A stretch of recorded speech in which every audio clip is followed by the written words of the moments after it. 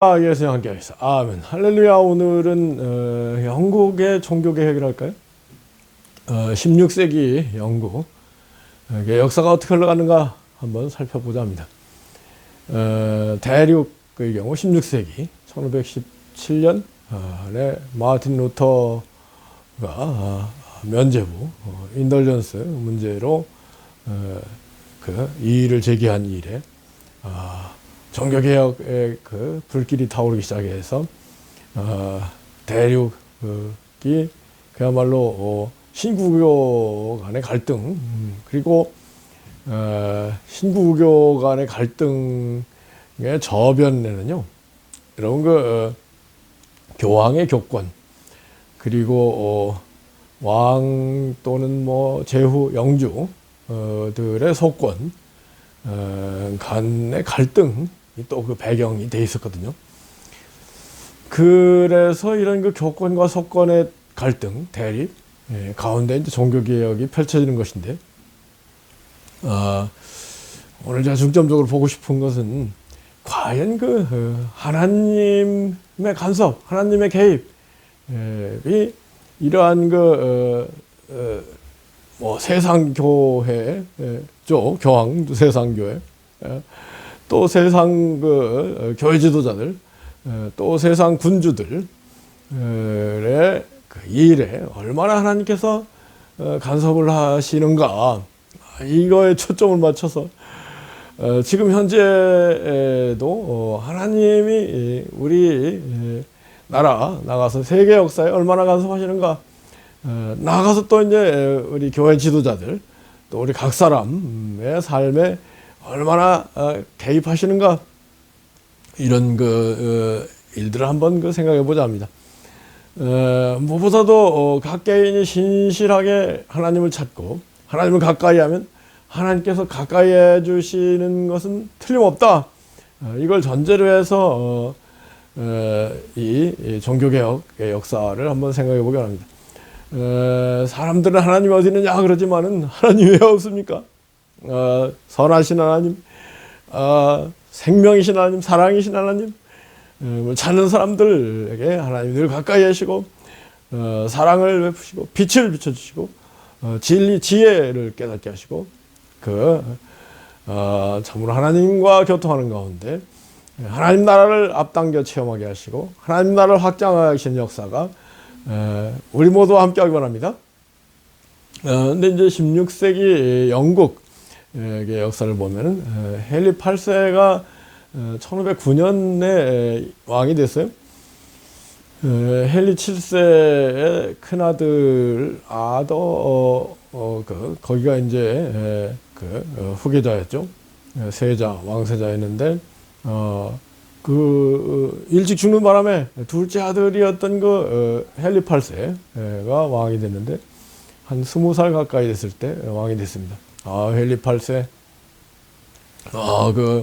아주 씩씩하고 막 공부도 열심히 하고 사냥 뿐만 아니라 주사위 던지기 노름도 뭐 잘했다 출중한 사람이었습니다. 키도 크고 그런데 이제 결혼 문제가 대두되는데 형 아서의 부인 세자 비였겠죠. 로서 스페인 왕녀 공주였던 아라곤의 캐서린 이라는 캐슬린 이라는 사람하고 결혼을 했는데 결혼하고 제대로 못 살다가 갑자기 병으로 아더 왕녀가 세자가 죽은 거예요. 그런데 이제 당시는 철저한 카톨릭 세계였습니다. 카톨릭 종교개혁 이전에 14세기까지만 하더라도 카톨릭 교권이 강력했거든요. 그리고 유럽의 군주들이 앞다퉈서 카톨릭에 충성하는 그런 시대였다고 할까요? 근데 앞서 이제 14세기에 교황의 아비뇽 유수, 교황청이 프랑스 아비뇽으로 옮겨가는 그런 일이 있었습니다. 그러니까 이제 교황권력이 최고에 달한 것은 11, 2세기 였는데, 뭐 십자군을 해서 예루살렘을 탈환하자 뭐 이렇게 교황이 한마디 하면 막 온 유럽의 군주들이 십자군을 조직해서 막 그런 시대, 그때가 교권의 클라이맥스였다고 할까요?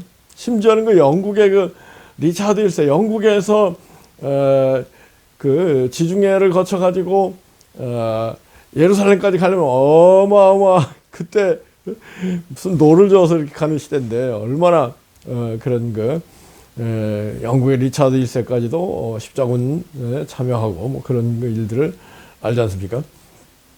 그런데 이 1차 십자군 전쟁은 상당히 성공을 했는데, 그 뒤에 몇 번 더 전개된 십자군 전쟁에 잘 안 되면서 이 교황에 대한 그 권위가 실추하기 시작했다 할까요?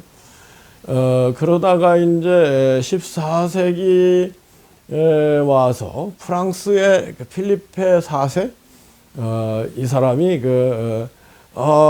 우리 국가의 재정이 부족하니 교회에 그 주교 신부들도 세금을 내셔. 그 과세를 하려고 드니까 교황청에서 당연히 반대죠. 그러면서 우람 상크툼, 교황은 군주보다 위에 있고 군주는 교황의 말을 들어야 된다. 교황의 말에 반해서 과세하는 것은 있을 수 없다. 뭐 이랬어요. 그러면서 이제 프랑스의 필리페 4세와 당시 교황 보나파시오 8세인가요? 하고 이제 갈등이 커졌는데, 근데 이제 14세기만 하더라도 점점 군주가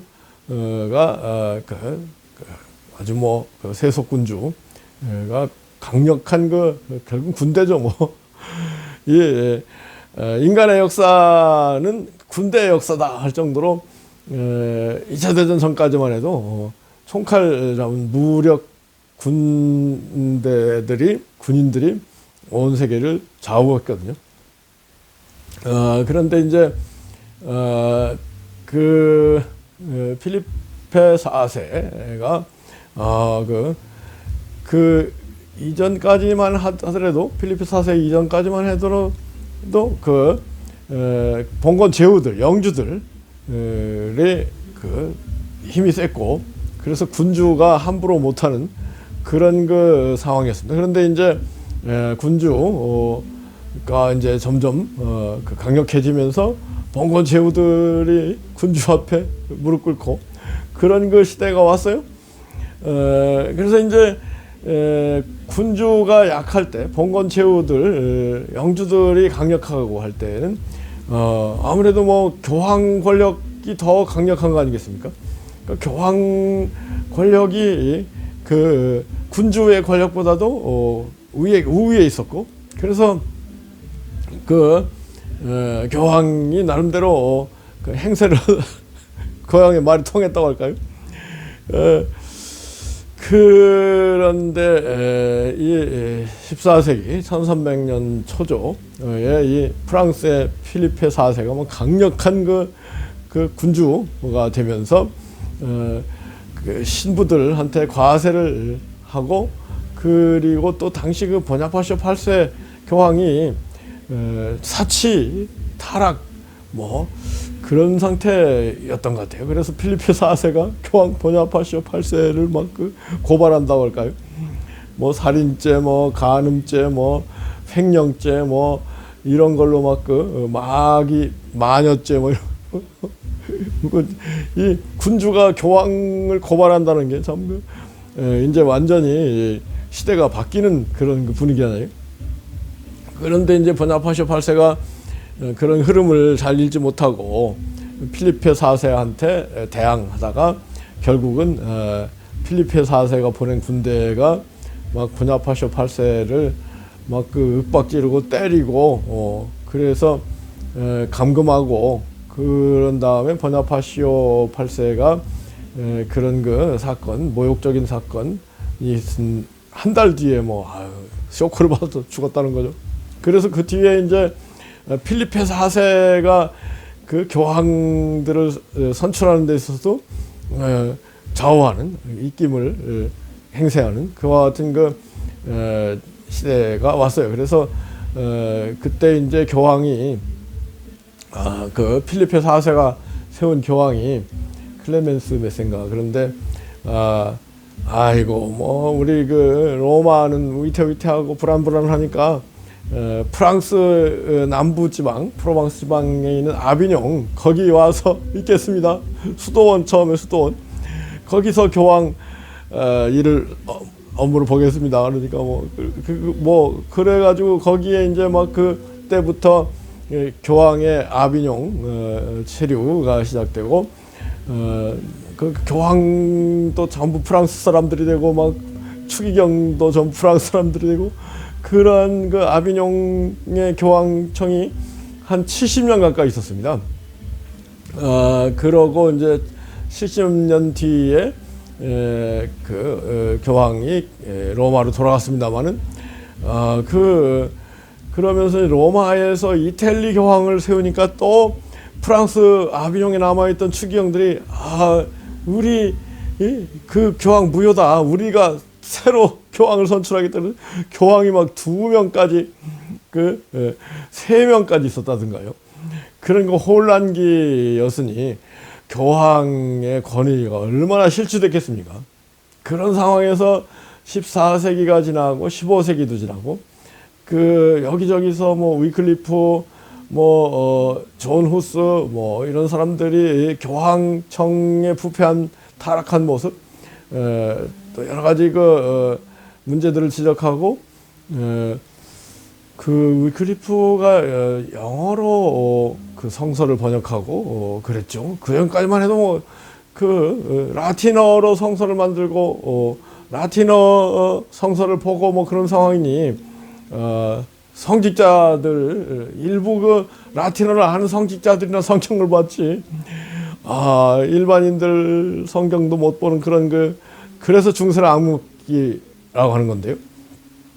이런 상황에서 이제 14세기, 15세기가 지나고 16세기에 영국의 헨리 8세가 즉위했는데 헨리 8세가 형의 미망인이었던 아라곤의 캐슬린과 결혼을 했어요. 처음에 아라곤의 캐슬린이 시집은 왔지만은 제대로 초야를 못 치렀다. 처녀다. 그래가지고 교황청에서 관면을 했다고 하던가요. 그래서 이 캐슬린하고 헨리 8세가 결혼했는데 둘이 금슬이 좋았다는 거예요. 그 사이에 태어난 공주가 이제 메리 나중에 이제 여왕이 되는 건데, 근데 이제 그 뒤에 태어난 왕자들이 빨리 죽고 그러면서 이제 헨리 8세가 빨리 메리 이 공주의 남동생 아들이 태어나서 적장자 후계자를 세워야 되는데 이 캐슬린 통해 가지고 왕비 통해서 잘 안 되니까 그러다가 이제 캐슬린의 시녀였던 유명한 앤볼린하고 눈이 맞았어요. 지금 여러 가지 케이스를 보면은 여성분들은 시녀, 하녀 자기를 도와주는 여자들 필요할 때 절대 젊고 예쁜 여자 통해서 불러오면은 남편하고 눈이 맞아가지고 가정이 풍지박산되는 케이스가 안희숙 여사의 죽으면 살리라 거기에도 나오고 여기저기 정말로 여성분들이 좀 지혜롭게 캐슬린 왕비도 좀 지혜롭게 나이 많고 좀 못생긴 시녀들을 뒀어야 되는데 앤볼린이라는 아주 젊고 발랄하고 예쁜 시녀를 시녀는 결국은 왕하고 눈이 마주치지 않겠습니까? 그런데 이제 이 앤볼린이라는 시녀는 야심이 만만하고 아주 총명한 그런 사람이었는데 헨리 8세가 집적되니까 나는 정식 왕비가 되기 전까지는 당신하고 안 잡니다. 그 결국은 당시 왕비인 캐슬린하고 이혼하라 그런 얘기 아니겠습니까? 그래서 헨리 8세가 이혼하려고 형수하고 결혼한 건데 이건 뭐 무효다 그렇게 추기경을 보내고 교황청에 보내고 그랬는데 교황청은 또 이 스페인이 지금 뭐랄까요 이 가톨릭의 1500 역사 가운데 교황에 대한 가장 충성된 나라가 스페인입니다. 지금도 스페인이 가장 충실한 가톨릭 국가거든요. 그러니 스페인의 공주인 왕녀인 캐서린하고 이혼하는 걸 허락할 수 있겠습니까? 그래서 허락을 자꾸 안 하니까 그러면서 이제 그런 상황이 25년부터 35, 6년이 갔어요. 그러다가 이제 헨리 8세가 이제 막 대륙에서 종교 개혁이 일어나가지고 교황의 권위가 막 실추되고 그러니까 에라 교황청 교황 얘기 들을 거 뭐 있냐 우리도 독립하자 그래가지고 이제 수장령이라고 해가지고 교화의 수장은 교황이 아니고 왕이다. 그렇게 될 수 있던 이유가 이 헨리 8세를 비롯한 당시 군주들의 왕권이 강력했거든요. 절대 왕정으로 가는 그런 흐름이었고 그 배경에는 이 로마서 13장에 나오는 왕권 시수설을 전체적으로 가톨릭을 비롯해서 온 유럽의 사람들이 왕권 신수설을 강력히 믿는 그런 시대였어요. 지금 생각하면 좀 시대착오적인데 근데 하여튼 시대가 바뀌었죠 지금은. 근데 이제 왕권 신수설을 믿는 상황이었기 때문에 헨리 8세가 가톨릭의 교황권을 부인하고 내가 영국 교회의 수장이다. 그러고 이혼해버리고 그리고 앤 볼린하고 결혼을 했죠. 그런데 이 영국은 헨리 8세가 앤 볼린하고 결혼해서 이제 엘리자베스 1세 여왕을 낳는데 공주를 낳는데 그 전에는 또 궁중 시녀하고 사이에서 아들도 나오고 그랬더라고요. 근데 우리나라 같으면 그냥 시녀를 이렇게 해서 공주 뭐랄까요 후계자를 세울 텐데 대표적인 경우가 숙종 다음에 경종 다음에 영조는 완전히 시녀 무술이라고 하잖아요. 궁녀 하고 숙종 사이에서 난 왕자가 이제 영조였거든요. 하여튼 그런데 영국은 정식 왕비하고 사이에 태어난 자녀만 권력 왕위를 계승할 수 있다. 이런 제도가 강력하게 자리 잡고 있었기 때문에 그래서 앤 볼린이 왕비가 돼서 아들을 낳아주마 그랬는데 아들을 못 낳았어요. 그래서 헨리 8세가 또 앤 볼린을 내치고 또 다른 궁녀 진씨 뭔가를 통해서 이제 드디어 아들을 낳죠. 그게 이제 에드워드 6세 이제 처음에 헨리 8세를 이어서 왕이 되는데 에드워드 8세가 얼마 못 살아요. 그리고 나서 이제 왕위 계승권이 처음에 캐슬린 왕비 형수였던 캐슬린하고 사이에 태어난 메리 1세 독실한 가톨릭이 돼가지고 이제 영국을 다시 가톨릭으로 돌리는 그런 역할을 하고 그 뒤에 이제 엘리자베스 1세 때 근데 메리 1세도 빨리 죽거든요. 그래서 이제 엘리자베스 1세 때 영국의 성공의 국교로서 자리 잡는 그런 상황이 되는데 여하튼 그러면서 이 헨리 8세가 그 카톨릭을 대항하고 그 갑자기 내가 교회 대표 수장이다, 우두머리다 하니까 막 뭐 따르는 사람들 있지만은 가만 들여다보니까 이 사람이 시녀하고 결혼하기 위해서 시녀하고 눈이 맞아가지고 이런 일을 하는 거에 대해서 의식 있는 카톨릭 그 지도자들 성도들이 막 반대하고 막 반란을 일으키고 안 그러겠습니까? 그러니 영국이 막 쑥대밭이 될 정도로 헨리 8세 당시에 성공의 국교화에 반대하는 사람들이 뭐 반란이 일어나가지고 제가 볼 때 수만 명이 죽었어요. 그 다음에 이제 메리 1세가 다시 카톨릭으로 돌리면서 또 그거에 대해서 반대하는 성공의 지도자들 또 막 300명을 죽였다던가요. 그래서 이 메리 1세를 블러디 메리, 피의 메리라고 하는데, 제가 볼 때는 이 블러디 메리 1세가 죽인 성공의 사람들 300명이라면 헨리 1세가 대표적으로 당시의 대법관이었던 토마스 모어, 여기 신실한 카톨릭 옹호자였거든요. 토마스 모어를 비롯해서 수만 명이 죽었어요.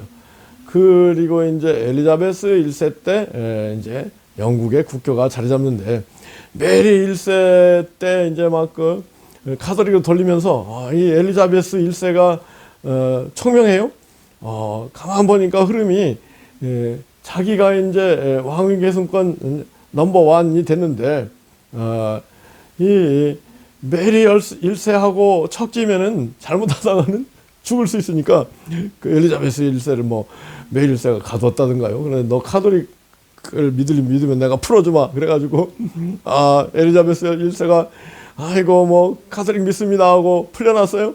그러다가 메리 1세가 죽고 이제 엘리자베스 1세로 즉위해가지고 아주 명군이 돼서 영국이 전 세계에 해가 지지 않는 나라가 되는 기초를 다진 사람이 엘리자베스 1세죠. 근데 이제 제가 이것을 길게 말씀드리는 이유 중에 하나는 우선 교황청에서 이 헨리 8세의 이런 이 흑심이랄까요? 이런 걸 다 알고 있었단 말이에요. 그리고 만약에 교황청에서 헨리 8세 이혼을 인정하지 않았을 때 막 유럽 대륙에서 종교개혁에 막 바람이 강하게 일어나고 있는데, 자칫 잘못하면 영국에서 이렇게 막 카톨릭으로부터 막 이반하고 카톨릭을 떠나버리고 막 혼란이 오고 막 수많은 사람이 죽을 것이다. 이런 거를 좀 뭐랄까요? 왜 하나님이 계시 알려주지 않았을까? 그래서 영국이 성공회라는 게 웃깁니다. 첫째는 헨리 8세가 성공회를 선언하면서 종전의 카톨릭의 시스템, 미사, 성사 이런 것 그대로 간다. 단지 교회의 우두머리는 교황이 아니고 나다, 왕이다. 그렇게 바꿨다는 거거든요. 그러면서 일부 교리적으로 개혁 교회 종교개혁 교리를 받아들였다는 건데, 그래서 성공의 사람들 얘기하기는 우리는 종교개혁 개신교의 좋은 장점, 가톨릭의 장점 양쪽을 다 받아들인 그렇게 얘기하는데, 성공회가 이제 영국이 세계 패권을 쥐면서 전 세계에 상당히 널리 펼쳐 있고 우리나라도 성공회가 있지 않습니까? 그렇지만은 뿌리는 이런 아주 어두운 흑역사를 전제로 해서 성공회가 시작된 거거든요. 근데 이제 성공회 가운데 이제 영국이 잘 갈 수 있도록 하는 그런 지도자들이 많이 나왔는데, 그 중에 이제 18세기 요한 웨슬레가 원래 성공의 신부였거든요.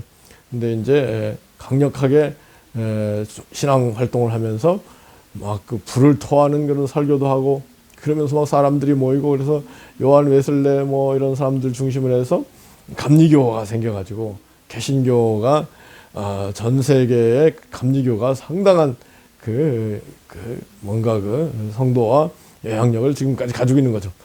그런데 하여튼 뭐 제가 이런 그 헨리 8세의 종교개혁도 아니죠. 뭐 슬쩍 뭐 교황 권위를 부인하고 자기가 이제 그 교황 대신해서 교회 수장 우두머리가 되어버린 건데 참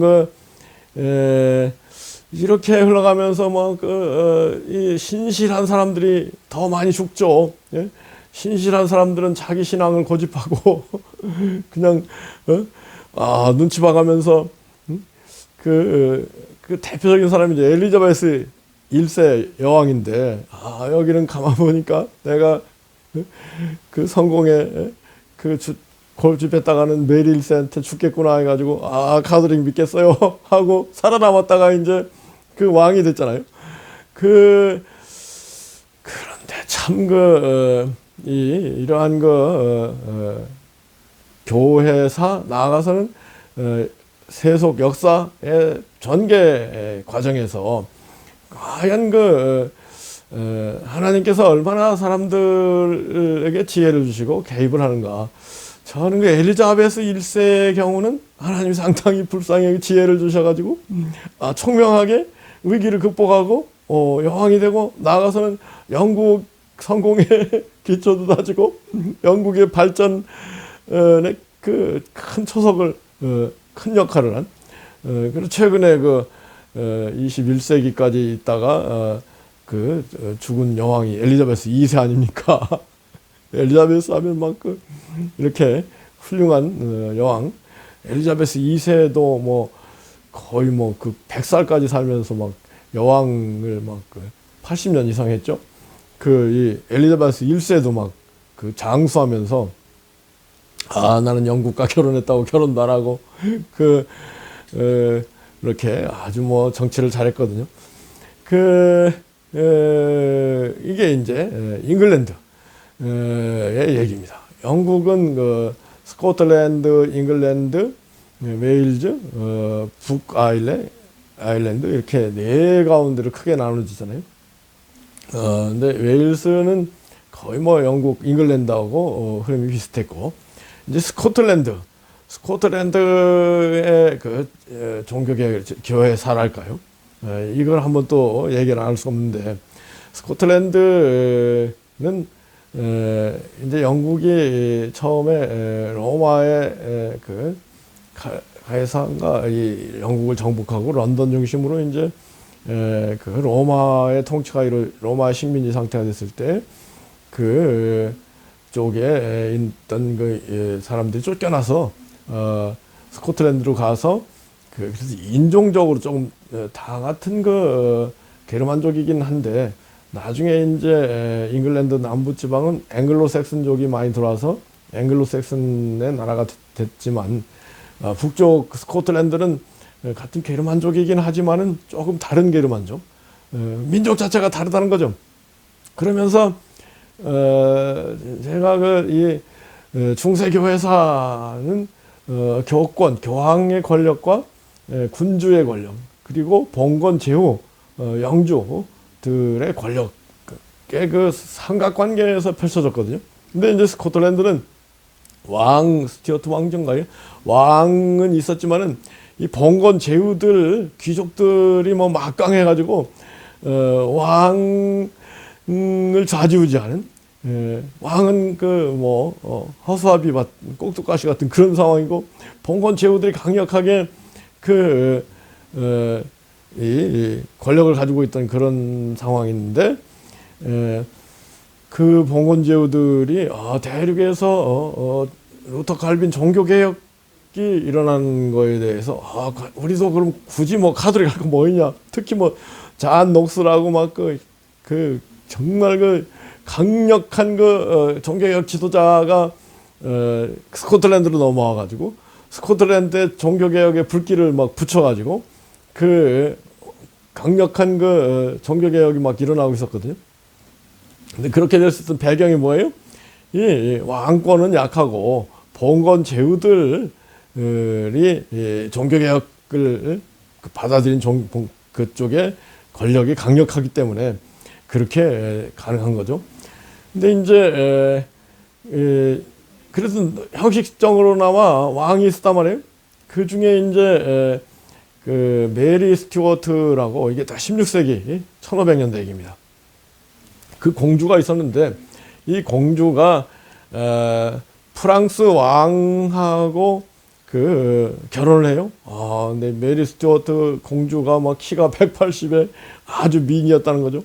그러면서 프랑스로 유학 비슷하게 갔는데 프랑스 왕자하고 이렇게 결혼을 잘 했는데 프랑스 왕자가 빨리 죽는 바람에 아이고 스코틀랜드 돌아왔어요. 스코틀랜드 돌아왔는데 메리 스튜어트 이 왕이 됐죠. 여왕이 됐죠. 그리고 16세기에 영국에 스코틀랜드 메리 스튜어트 여왕, 남쪽에 그 메리 1세 여왕, 엘리자베스 1세 여왕, 이 여왕들이 3명이나 그런 그 정치 상황이었습니다. 근데 이제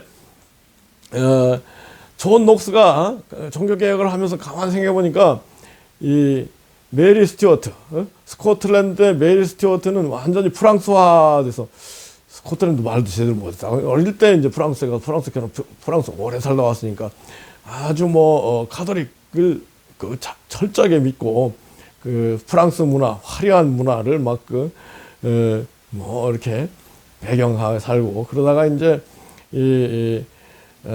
달리경인가요? 이 메리 스튜어트가 이 달리경 제후 중에 한 사람, 좀 신실하진 못한 그런 사람하고 재혼을 해서 그 사이에서 이제 제임스 1세를 왕자를 낳습니다. 근데 이 메리 스튜어트가 헨리 8세의 아버지인 헨리 7세의 손녀가 돼요. 그래서 이 메리 스튜어트도 잉글랜드 왕위 계승, 저희가 권한이 서열에 속해 있다는 거죠. 그래서 이제 메리 스튜어트가 그런데 이제 또 남편 달리경을 어떻게 죽였다든가요. 그리고 그 다른 남자하고 이렇게 막 눈이 맞고 그러면서 막 스코틀랜드 귀족들이 들고 일어나 가지고 이 메리 스튜어트를 쫓아내서 그리고 이제 그 아들이었던 제임스 1세가 이제 스코틀랜드 왕이 됐는데 나중에 이제 이 엘리자베스 1세 여왕의 그 후계자가 없었지 않습니까? 그래서 결국은 핏줄을 찾다 보니까 헨리 7세의 후손인 그 스코틀랜드 왕 제임스 1세를 데려와서 제임스 6세로 잉글랜드 왕이 됐죠. 그러면서 스코틀랜드 왕과 잉글랜드 왕이 같은 왕이 되고 그 영국이 조금 자리를 잡게 됐다고 할까요? 근데 이제 이런 흐름을 볼 때 그때만 해도 정말 왕권 신수설, 그러면서 봉건 제후들의 입김이 강력하고 그러면서 이런 그 와중에 일반 민중들의 삶이 얼마나 피곤했겠습니까? 교회 지도자들, 일반 민중 말할 것도 없고 추기경 대법관 이런 사람들도 줄을 잘못 서면 목이 댕강댕강 잘리는 그런 상황이었단 말이에요. 이런 상황에서 그 민중들이 얼마나 피곤했는가. 그래서 첫째 원인은 교황들이 제대로 못했기 때문에 교황청에서 면죄부나 팔고 그러면서 그 제후들의 그 반대에 빌미를 제공하고 그 왕들 군주들이 또 강력해지면서 교황을 오히려 좌지우지하는 그런 상황이 되고, 이런 와중에 종교개혁자들이 있었습니다만 존 녹스는 스코틀랜드의 위대한 종교개혁자로 유명한데, 이 존 녹스가 이 얘기를 하려다 말이거든요. 가만히 보니까 메리 스튜어트라는 여자 왕이 그 카톨릭을 막 강력히 주장하면서 스코틀랜드를 막 혼란에 빠지고, 잉글랜드는 또 메리 1세 여왕이 막 카톨릭을 다시 복구하면서 막 혼란에 빠지고, 이런 걸 보고 그 존 녹스가, 야, 이 여자들이 왜 왕이 되면 안 된다, 남자가 왕이 돼야 된다, 그렇게 막 강력하게 그 여권을, 여자들을 무시하는 책을 쓰고 막, 그래서 조금 그것도 시대착오적이라 할까요? 그런데 이제 존 녹스가 그러다가 이제 이 엘리자베스 1세 여왕 아닙니까? 그 권력이 강력해지니까 그 여왕이 여자는 왕이 될 수 없다, 이런 그 존 녹스를 좋아할 리가 있겠습니까? 그래서 존 녹스가 그 뒤에 이제 뭐 이렇게 저렇게 그 선지자 가운데 사사기에 드보라라는 여 선지자가 있지 않습니까? 뭐 이렇게 해서 겨우겨우 빠져나가고 그렇습니다만, 그 스코틀랜드는 나름대로 존 녹스를 비롯한 종교개혁자들이 강력하게 개혁교회, 특히 그 존 녹스가 칼빈한테, 존 칼빈한테 배워가지고 이 장로교회 프레스비테리언이 처음 강력하게 자리 잡은 곳이 스코틀랜드였습니다. 이게 16세기 영국 역사인데, 나중에 이제 17세기 들어서 이제 다시 한번 올리버 크롬웰 이런 사람이 나와서 청교도와 찰스 1세인가요? 그 제임스 6세의 아들과의 대립, 왕권 실수를 전제로 한 절대 왕권을 주장하는 그런 왕들과, 그리고 그런 게 어딨냐. 그러니까 이제 교황의 타락한 모습을 보고 또 종교개혁이 일어나고, 왕들의 타락한 모습을 보고 이제 민주주의 역사가 펼쳐지는데, 근데 이런 가운데서 제가 하여튼 강조하고 싶은 점은, 이런 역사가 펼쳐지는데 교회 지도자들이 정말로 깨어서 경성해서 이런 역사의 흐름 가운데 어떻게 통치를 해야만 국가가 잘 흘러갈 건가, 이런 걸 좀 알고, 이게 영적으로나 일반 민중의 행복 복지를 위해서 어떻게 해야 될 것인가, 그런 관점에서 해안을 가지고 앞을 내다보면서 통치를 해야지, 무조건 이렇게 기득권 옹호 이런 차원에서 고집하다가 결국은 본인한테, 교황한테, 왕한테도 불행해지고, 그 결과 수많은 민중들이 불행해지고, 이런 흑역사, 어두운 역사가 2차 대전까지 펼쳐졌거든요. 아이고, 그러니 이게 참 우리 교회 지도자를 더 열심히 기도하고, 더 하나님 뜻에 합당한 삶을 살고, 또 우리 일반 성도들도 국가의 통치자들이 잘 통치하도록 기도하고, 나라가 제대로 갈 수 있도록 기도하고, 그러면서 각자 하나님을 가까이 하고 신실한 성도가 되는 것이 너무나 중요하다. 그런 와중에도 엘리자베스 1세는 잘 살아남아가지고 큰일을 하지 않습니까? 오히려 엘리자베스 1세가 교황이나 당시에 헨리 8세, 메리 1세, 이런 사람들보다 더 지혜로웠다고 할까요? 지혜롭게 우리가 참 어떻게 처신하고 어떤 줄에 서야 될 것인가, 이런 거를 좀 성령의 감동 가운데, 무엇보다도 성령의 지혜가 우리에게 필요한 거예요. 성령의 지혜를 늘 사모하고 기도하고, 그래서 성령 충만한 가운데 참으로 지혜로운 우리 인생이 되고, 나가서 교회, 국가가 되기를 예수 그리스도로 축복하고 기도합니다. 아멘. 아멘. 아멘.